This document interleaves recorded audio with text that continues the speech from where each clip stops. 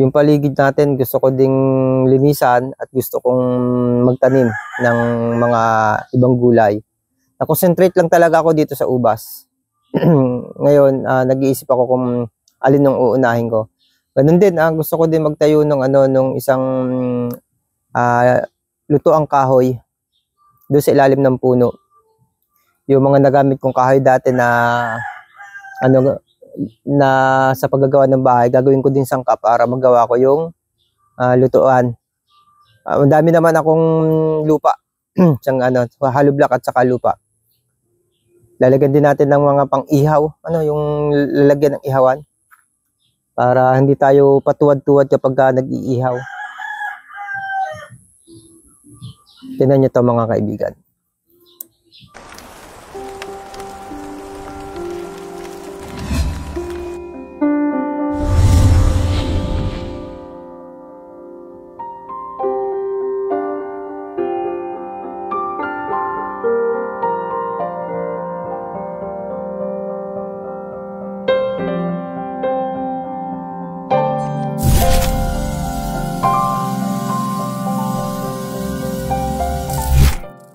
Isang magandang araw ng Sabado mga ka-backyard. Andito tayo sa ating garden. Siyempre Sabado walang pasok at tututok na naman tayo sa ating backyard. Maraming mga problema masasabi ko. Not problem. Maraming mga project tayo na gusto nating gawin pero iniisip natin kung ano ang uunahin. Tulad nitong ating mga grapes yan, marami pang gawing gawain dyan tulad ng mga nabubuhay na dahil mataba lupa natin, maraming nabubuhay na damo sa gilid yung pinakadaan niya nagbiberdihan na naman. Kailangan natin bunutin o tanggalin yan. Pero syempre, isa-isa lang, mahina ang kalaban. Yan din lang ang araw na pinaggagalawan natin kapag walang pasok sa opisina. Dadating din ang araw na magko-concentrate tayo dyan na 100% na yan lang ang gagawin natin. Pero sa ngayon, tis-tis muna, hindi natin pwedeng gawin, syempre. Nakakatuwang pagmasdan yung mga vine ng ating ubas. Kasi malulusog at masisigla. Hindi maganda yung gising ko mga kaibigan. Kasi kapos na kapos yung tulog ko. Nangate ang aking lalamunan. Usong-uso, bear season na nga talaga. Nangangate lalamunan ko, syempre. Dahil makate ang lalamunan, merong produkto sa ating bakuran, sa ating backyard na pwedeng sagot sa problemang kate ng lalamunan. Samahan niyo ako, kukuha tayo mamaya. At iproseso natin. Siyempre dati, kung may nakapanood dito sa vlog ko doon sa isang channel, yung paggagawa, yung tea, paggagawa ng tea.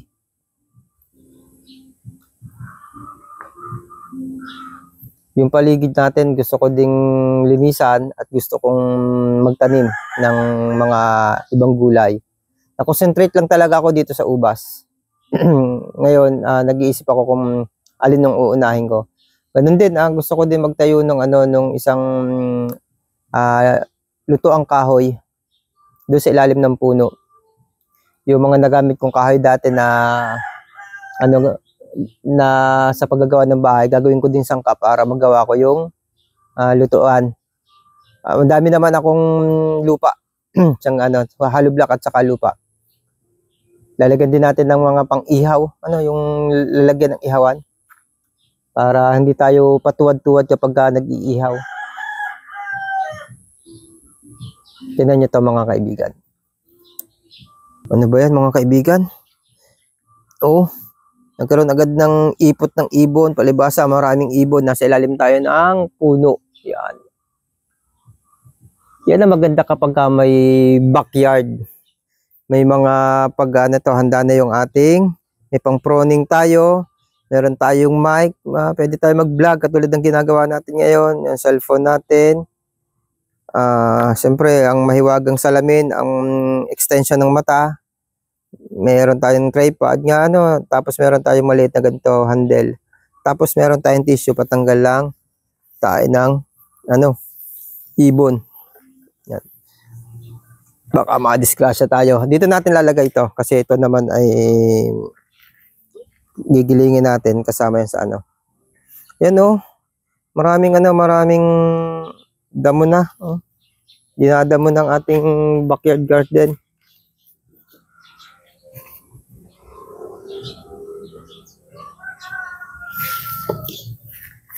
Ito yung stevia natin oh. Ano? Stevia.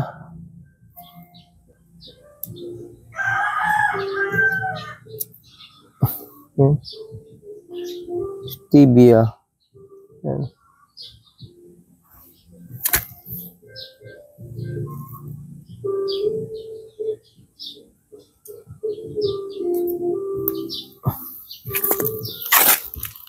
Nabubuhay naman. Stevia pa rin to. Ito, malapad stevia o malaki. Nag-uulan kasi nag-ulan.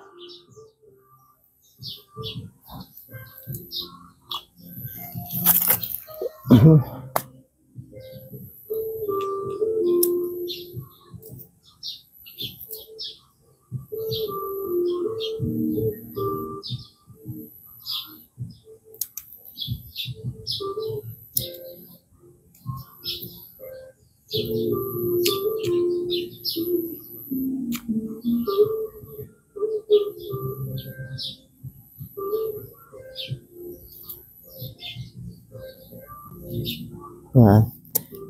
Linisin natin ulit tayo. Todel.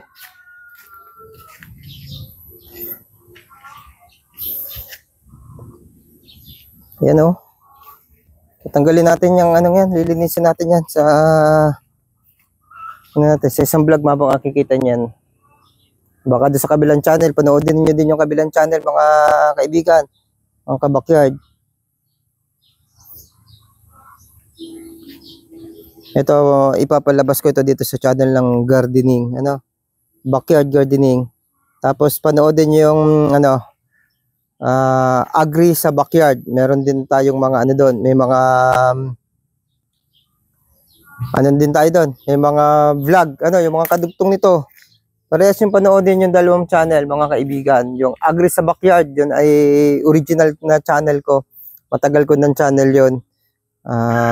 Maraming video doon, baka gusto niyo yung about sa ano, sa prevention. Hindi ko binubura yung mga prevention ko doon, yung pagpapagaling ng sakit, kaya nga na ano talaga ako sa backyard gardening dahil doon nung may sakit ako. Yan yung mga kaibigan, dahil marami pa rin ditong punong ano, yung mga simpleng puno lang. Dito lang naman puro palayan ang katabi namin. Mapapansin niyo ito, nagkalat na to. Yan. Yung mga kagat.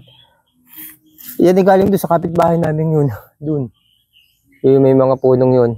May puno ng lansones yun eh. Yun, lansones. Ito na yun oh. Ibig sabihin, sa gabi, kinakain ng kabag. Ang dami eh. Ilang piraso yan. Doon, dyan, kita din ako. Tsaka doon, may mga, ano din. Sa may daang yun. May nakatayong kawayan. Meron din ako nakita. Okay. Kukuha tayo ng ano.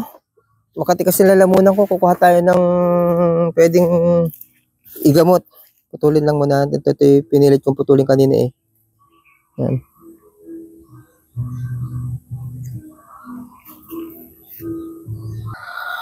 Ito mga kaibigan, oregano. Madaming, dalawang klase oregano namin dito. Ito muna yung kukuhanin ko. Para syempre, gagamitin kong ano, tsa. At makati talagang lalamunan ko. Ito maganda ito. Dito tayo kumuha. 1. Alam mo na malaglag. Itong sa mga ilalim. 2. May nakuha na akong ilan dun eh. Nasa ref. Dadagdagan ko na lang to. Yan. Tama na. Actually, lilipat ko itong mga organo ito. Hukayin ko kasi itong ano. Itong tuod. Baka kasi malapit na bonus. Baka mabiyayaan ng magandang bonus. Makapagpagawa. Ano. Actually, ano naman ang bonus? Regular naman yun eh. Ang ano lang doon, baka walang masyadong mapaggastos sana eh. Dito natin magastos sa ano, sa bahay.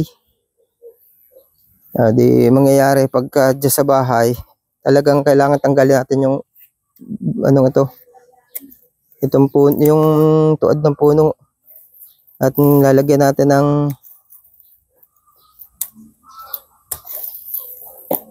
tatamnan ko din pala to. Sayang ano, tanggalin lang natin yung mga tatamnan ko din yan, sayang. Ito na mga kaibigan, ang napanguhan natin, brachated na ano, na dahon ng oregano. Meron din kami ditong green, direct yung green lahat. Pero ako, mas nasasarapan ako sa purong green. Gawin nating tea. Nandito tayo sa ano, nagsasaing kami ng kanin. Ito yung ating ano ng kape. Iisip ko kung dito ko na lang kaya gawin. Tatadadin ko ng pino to. Kaso wala akong ano, nando sa labas yung aking tripod. Paano ko papakita? Papapakita ko na lang sa inyo kapag ka, kapag ka natadad ko na.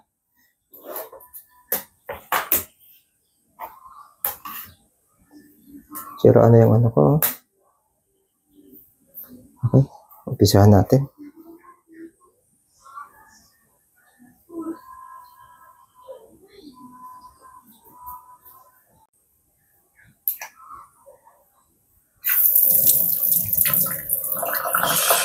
Shower na lang yung ano. Kailangan nating linisin. Malinis naman siya pero kailangan linisin pa rin. Kung dala ko yung tripod dito sa loob, sana mas madali, 2 kamay yung gagamitin ko.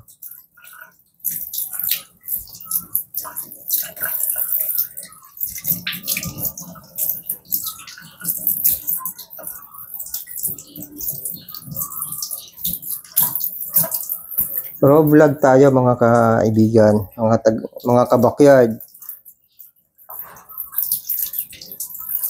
Ako hanggang ngayon pangarap ko pa rin magkaroon ng crayfish. Pinaplano ko yan. Dadagdag natin sa garden.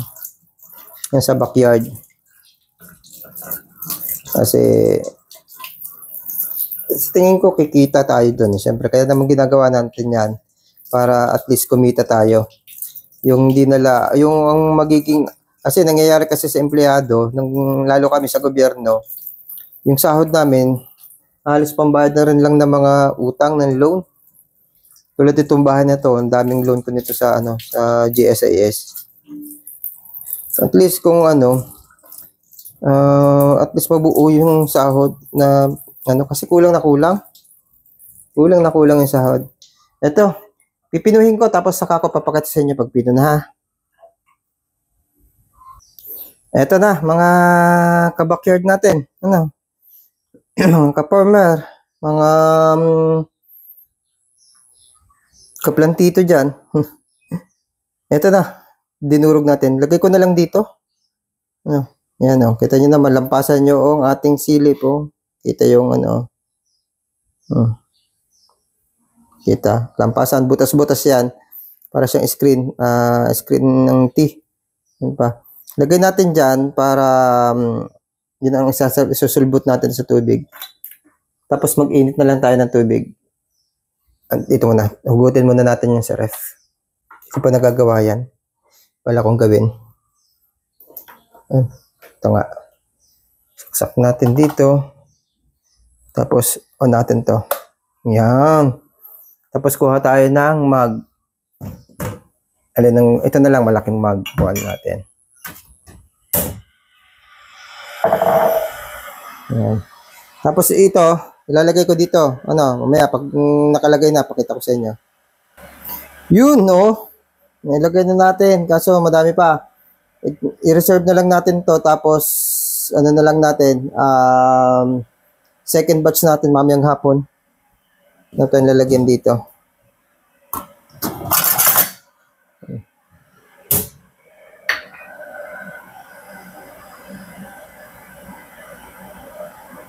Lagyan natin sa ref.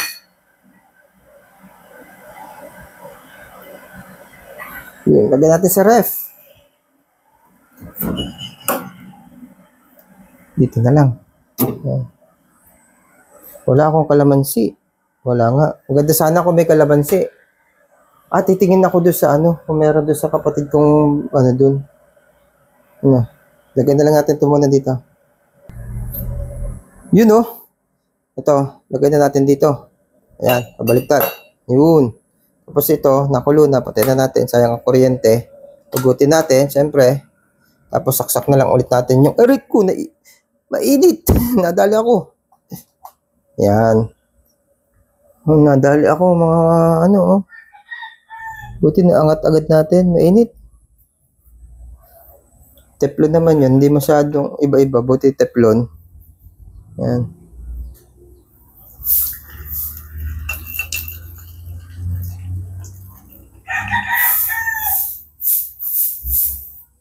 Yun, diba? Puntahan ko yung puno kung meron.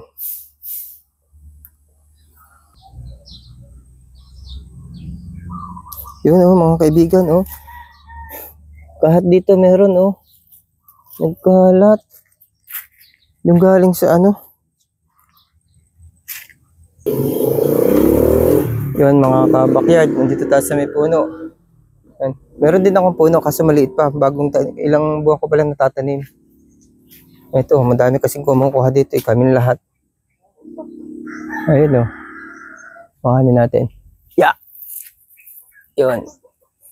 Meron pa. May mga bunga nga. Ayun Wala lang akong tuntungan. Ano kaya dito? Baka meron dito sa may baba. Yung abot natin.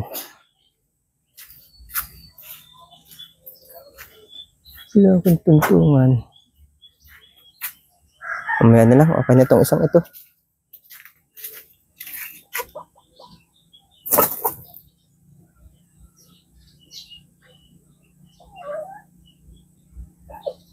Mga manok dito kabakyard. Kita nyo? Ito kami nakakita nyo ba yung mga itlog na kinakain namin? Tulad kanina, itlog ulam namin. Dito galing. Free range siya, backyard, organic. Kulay brown. Isa pa.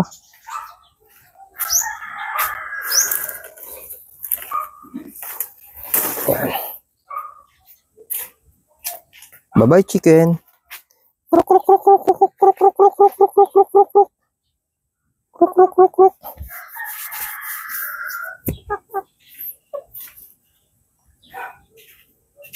Yung kalamyas. Ito wala masyadong bunga. Yung naandun madaming bunga. Kukuhanin ko nga. Kuhanin ko yung mga bunga para gagawin kong suka. As in vinegar mga kabakyard masili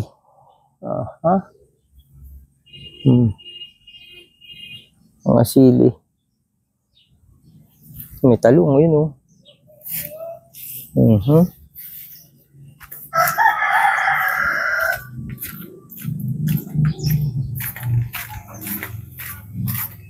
ito may talong pa rin dito.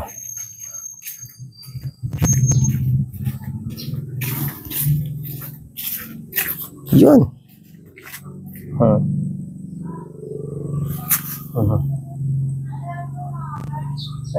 May mga bunga ang talong diba? Yan yan ang backyard. Yun lang mga ka-backyard. Kala ko naka-on na yung video. Nailagay na natin dito yung kalamansi doon. Tapos yung maliit, ginahit ko, linagay ko na lang din ng buo. Hindi ko na pinisa. Naandyan. Kala ko naka-video na ako Mali pala. Palamig-lamig lang natin bago ko inumin. Pero kita-kita ng kulay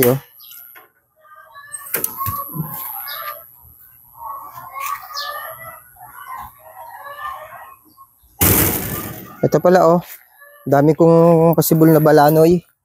Basil, isang uri ng basil Sweet basil ba ang tawag doon? O ano bang basil ang ano? Yung isa kasi angel basil eh. Wala na ngayon ako dito. Nandun sa kabilang pinagbahayan ko dati. Tapos ito ata sweet basil. Ito ay anong tawag dito? Bala, basta bala na yan. Pasama sa bulang lang. Ayan, oh.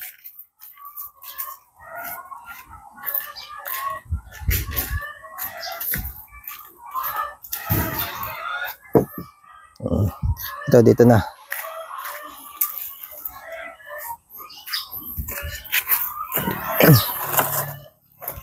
Yan mga ka-farmers ko dyan, backyard gardening ko dyan, ka-vine ko dyan. Hindi naman ako bago sa sa vlog. Pakipuntahan nyo yung yung isa kong channel sa YouTube, yung Agri sa Backyard. Ang daming pangalan na ang doon na ilagay doon. Ngayon, nagpo-post na ako ng ng mga ginagawa natin dito sa backyard. Niisip ko kung yung unahin ko yung gagawin kong tungko. Sa kasi sa aking garden, tong vine garden ko, backyard vine, backyard vine. Kapag mainit ang panahon, ang ginagamit kong tubig para ipandilig, galing pa doon sa balon nung sa hukay nung kapatid ko. Maglalagay na rin ako dito nung sa aking balon kasi dadami na yung mga tanim. Maglalagay na rin ako ng mga gulay-gulay pa ulit dito. Yung masukal na yan. Ko na yan, sayang yung space, ang mahal ng gulay ngayon. Tapos hindi pa organic. Bagay, hindi naman ako nag-organic ngayon ng aking ubas. Dapat organic yan, pero tinigil ko.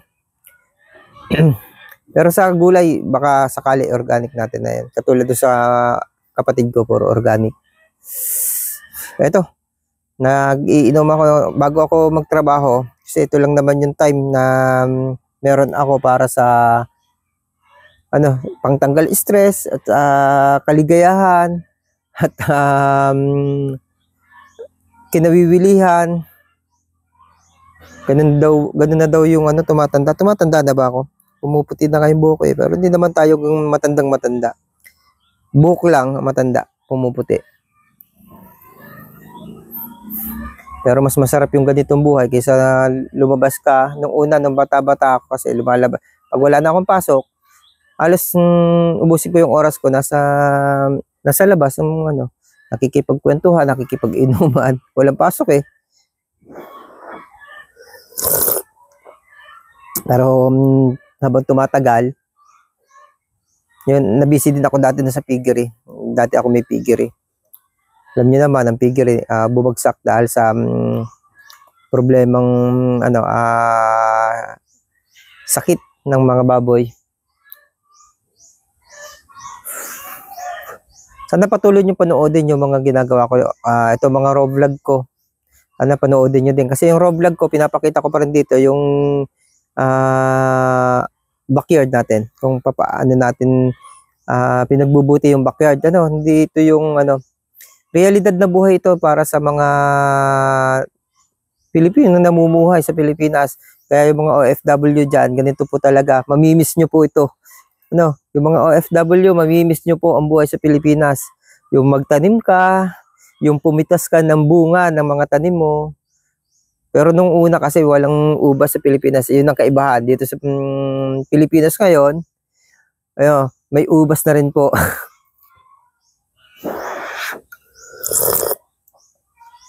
Siyempre, masarap kumain ng sariling tanim mo.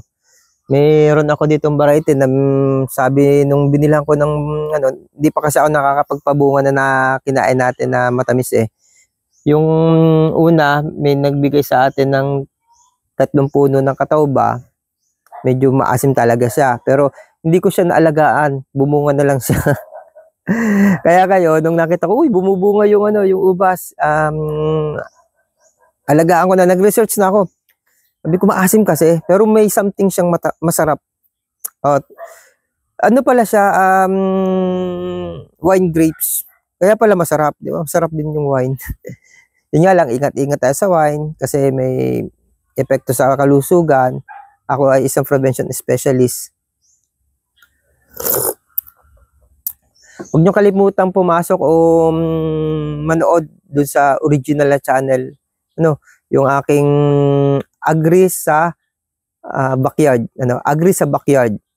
Maraming baka minsan na lumabas na sa yon, sa wall nyo, sa YouTube nyo, yung Pinoy Photography. Ako yun na yung channel na yun. Naging din yun, tawag dito, sumusulat din ako dati ng ng mga love story, mga ganyan. Sumusulat ako, pinapalabas ko doon. Maikling love story. Yan. Tapos nag-share na rin ako doon ng about sa mga pocketbook. Pag wala kasi ako, kasi dati matindi yung yung anxiety ko, tsaka yung na-depress din ako kasi dahil lang sa aking GERD. Tapos yun nga, nag-pandemic pa dati. Yun yung kinaabalahan ko dati. Unang pangalan ng channel, Pinoy Photography. Tapos yun nga, may pinangalan pa akong isa doon na about sa pagsusulat ko nga, pornography, istorya, ganun istorya, pornographiya, parang ganun. Tapos yun, Arb Story TV, TTV, nagkaroon din ako ng acid vlog, acid PH vlog, yan, yung huli. Tapos ngayon, yun na, Agri sa Backyard. Kaya, Agri sa Backyard. Agri sa Backyard. Backyard, front yard, side yard, lahat ng yard, andito yan.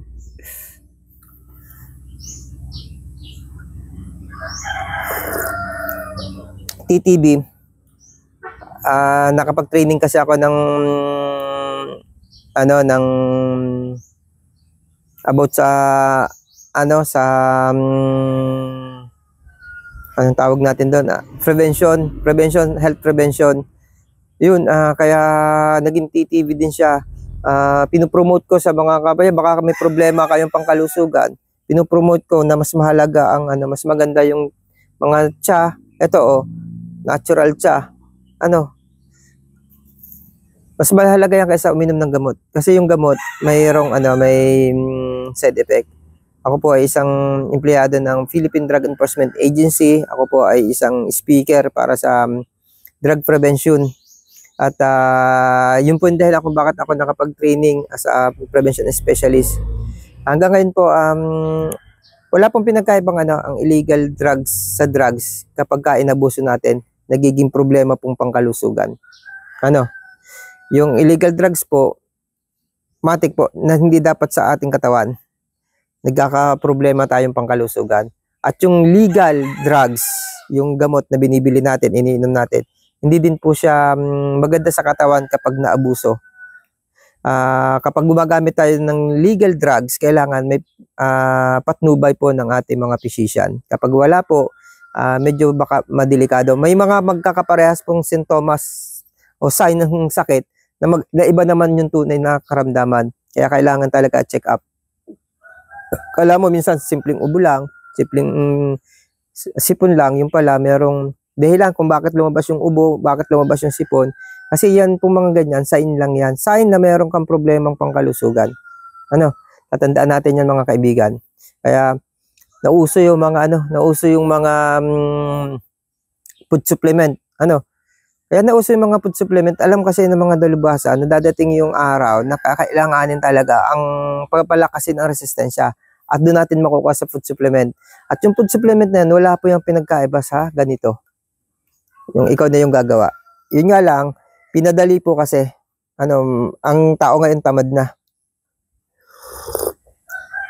Ang gusto nila, idudulot na lang, kakainin mo na lang. Kaya mahalaga po ang backyard, mga kaibigan. Ito ang dahilan kung bakit meron tayong backyard? Ano? Bakit meron tayong gardening? Ano? Backyard gardening. At saka agree sa backyard. Ayan. Yung dalawang channel na yan, huwag nyo kakalimutang i-like, subscribe, mag-comment, mag-suggest. Huwag nyo na lang i-bash.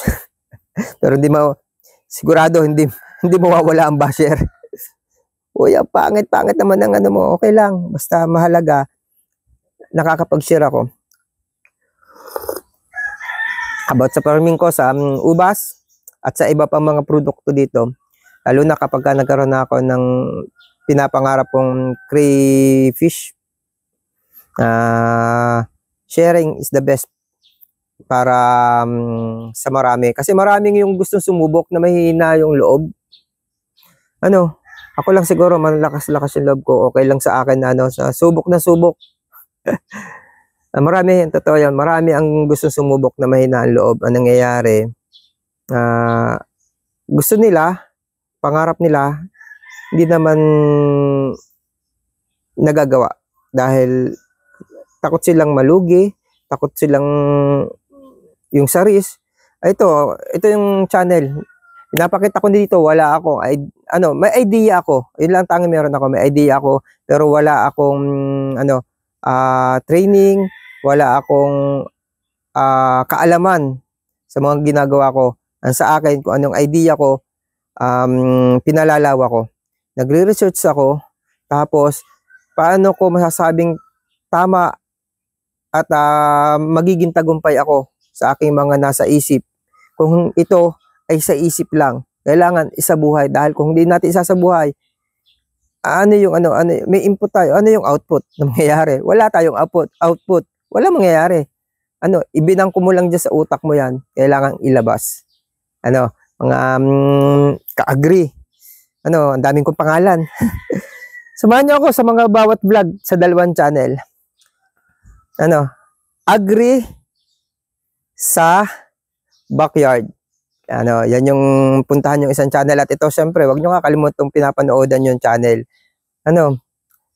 Ang backyard gardening. Yan. Bye-bye. Like, share, comment. Yun lang.